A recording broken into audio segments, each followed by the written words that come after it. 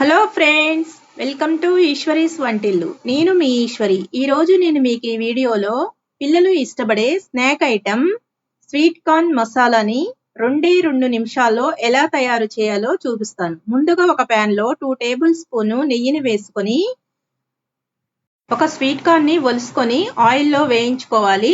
టేస్ట్కి సరిపడా సాల్ట్ని వేసుకొని 2 నిమిషాలు మూత పెట్టుకొని ఉడికించుకోవాలండి.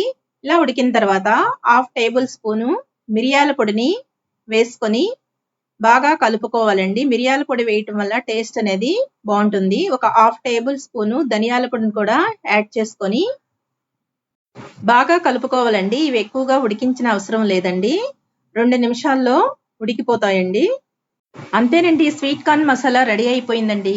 దీనిలో కావాలనుకుంటే ఇలా అయినా తినచ్చండి, లేదా ఉల్లిపాయ ముక్కలు నిమ్మకాయ పిండుకున్నా కూడా చాలా బాగుంటుంది.